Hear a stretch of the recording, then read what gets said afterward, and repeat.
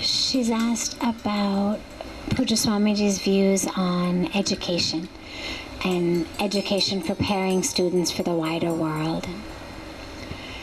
Of course, I mean, you can't be working on any level for the betterment of society and not be committed to education.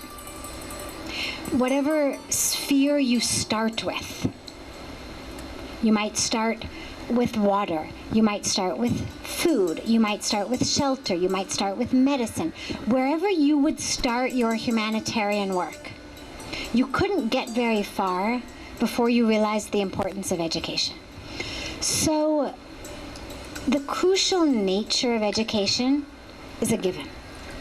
You cannot have a change in society without emphasizing education.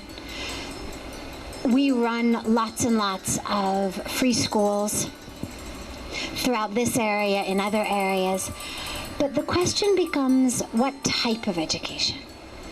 And so you have to take two things into consideration.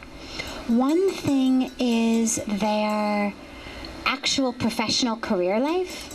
So that's when you say preparing them for the wider world. But, well, they also have to have a career. We can't simply talk about values and ethics and sanskaras. As important as they are, we have to look at the reality of a situation we're in. In an ideal world, we could all get by with just values and ethics. I might have apples, you might have wheat. I mean, really, we could go back to that sort of system. But it's not going to happen. And so the reality of the situation we're in is that an education needs to also include skills that are going to prepare them to get by in the world. You can't ignore that. We can't go back to, I'll give you some apples for your wheat and we'll just be happy and we'll love each other. So you give that, but you also have to give the values and the ethics and the sanskaras that are what make them the people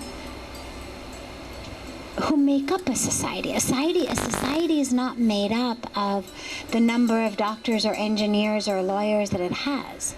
A society is made up of the type of doctors and lawyers and engineers that it has. That's what makes the difference between one civilization or one society and another. So yeah, we need doctors, we need lawyers, we need engineers, we need teachers, we need manufacturers, we need all of the different components of society. But what will the people be like? What type of doctors and engineers and manufacturers and lawyers and teachers will they be? And that's where the values and ethics and sanskaras and culture comes in. So they really need to have both. And so, for example, in our Gurukul here, all of the beautiful Rishikumars that you see, we really try to give them a good balance of both. So they get the full education. They also get the Vedic education. So they also get all of the Karam Kand and the Shastra and the chanting and the scriptures and all of that. But in addition to that, they also get the values and the ethics and the sanskaras. So as Pujya Swamiji says, everything from culture to computers. And the whole spectrum, because if we lived in caves, you could get by without math or computers or reading or technology, but we don't. And so you have to give them that also. But it's not enough. Neither is it enough for a general society, nor is it enough for any of them individually. There's no person who actually feels fulfilled or successful in their own lives just because of how much money they make, just because of what type of career they have, just because of how high they've managed to reach on a ladder.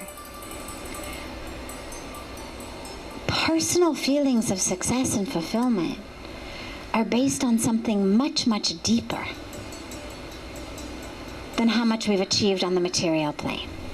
So you also have to give them the tools for that, because when you realize that's the key to what's actually going to bring them happiness and peace in life, it would be a disservice not to provide them with the tools that are going to get them there.